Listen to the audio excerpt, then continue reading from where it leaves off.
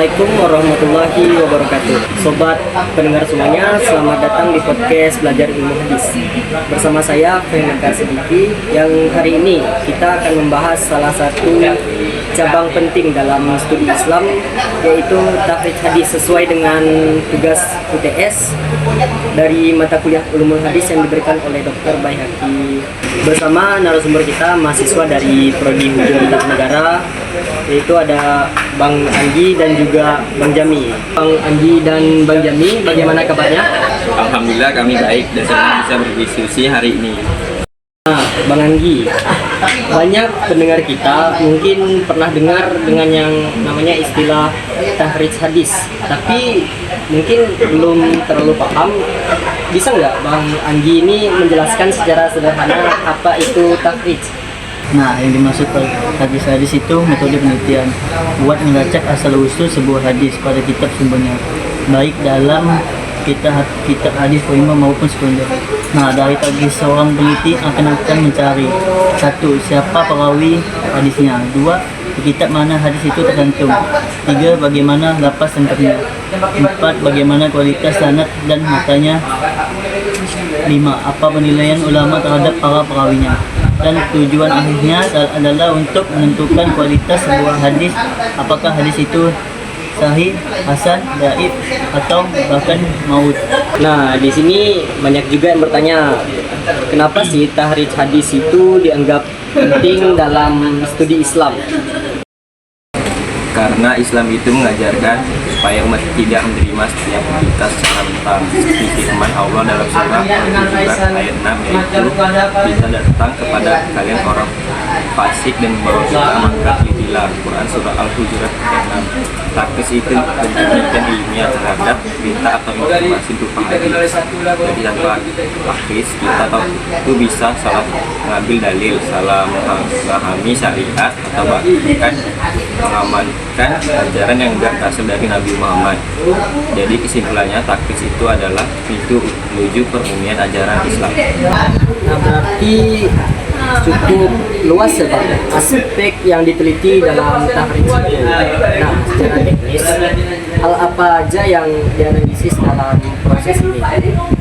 Nah, umumnya ada 3 hal yang utama, yaitu 1. Sumber riwayat hadis. Yang penelitinya menelusuri di kitab mana hadis itu tercantum, misalnya Sahih Bukhari dan Sunan Abu Dawud, Musnad Ahmad dan seterusnya. 2. Sanad dan perawi. Di sini dilakukan kajian terhadap: pertama, kekuatan perawi; kedua, kredibilitas moral dan intelektual; 3. Ketersambungan sanad dan kesesuaian periode hidup antara perawi; 3. Mantan hadis. Di sini dilihat dari apakah tidak bertentangan dengan Al-Quran. 3. Mantan hadis. Di sini dilihat dari apakah: pertama, tidak bertentangan dengan Al-Quran; kedua, tidak bertentangan dengan hadis yang lebih kuat atau memiliki makna yang logis dan konsisten.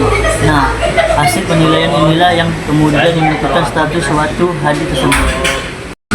Nah, misalnya nih, kalau kita mundur ke belakang, sejak kapan kira-kira ilmu takhrij itu mulai berkembang? Jadi pada masa Nabi Muhammad SAW, para sahabat cukup menghafal langsung dari beliau. Namun setelah Islam meluas, fitnah politik mulai muncul, pengasuhan hadis terjadi, dan para ulama seperti Imam Bukhari, Ahmad bin Hanbal, dan Muslim mulai mengkodifikasi hadis secara sistematis. Dari sinilah lahir kebutuhan untuk meneliti sanad dan matan, lalu berkembang menjadi disiplin khusus yang disebut hadis. Mungkin saat ini banyak pendengar yang ingin tahu contoh konkretnya. Nah, misalnya jika kita menemukan sebuah hadis, apa saja langkah awal untuk melakukan takhrij? Beberapa langkah sederhana seperti: langkah 1, ambil potongan kalimat hadis, misalnya kalimat menuntut ilmu itu wajib bagi setiap muslim. Langkah kedua, gunakan Inggris atau kamus hadis, misalnya Mujam, Al-Mufaras, Al-Fas, atau Al-Hadis, atau aplikasi modern seperti Mat, Tabah Syamila, Dua, Al-Maktabah, Al-Waqiyah, dan Ensiklopedia Hadis.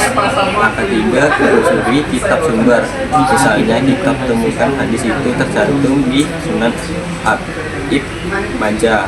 Dua, Jami At-Tirmizi. Dari sana kita bisa membaca sana selengkapnya. Langkah 4, lihat nilaian ulama. Misalnya banyak ulama melemahkan sanadnya.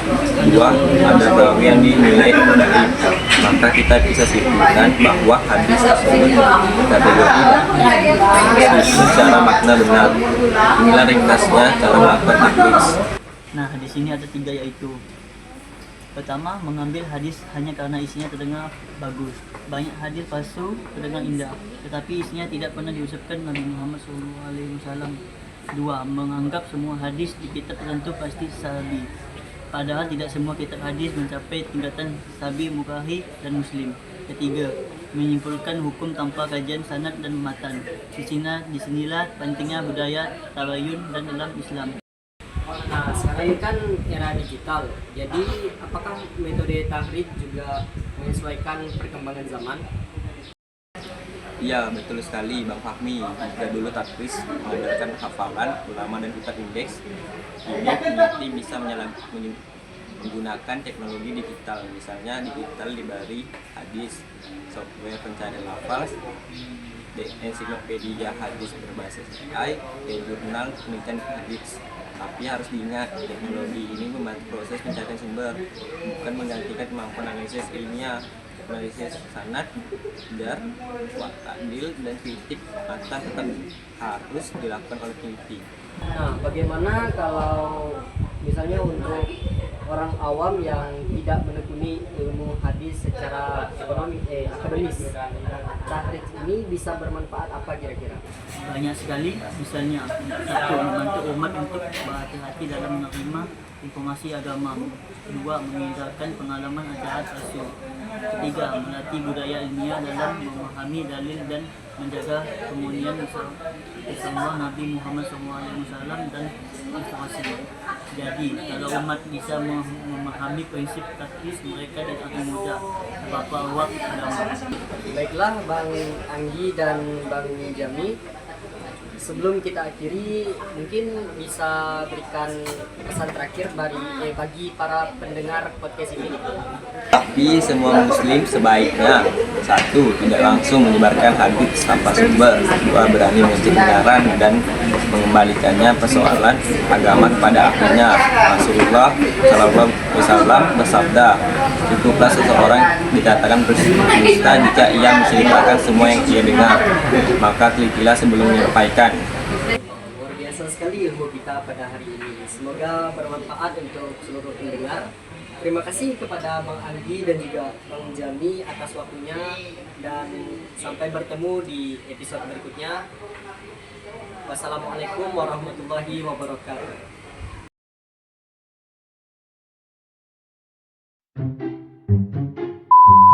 Waktu media udah. Warahmatullahi wabarakatuh. Tuh, nah yang dimaksud tadi saya juga voice ya. Wah, ulang-ulang.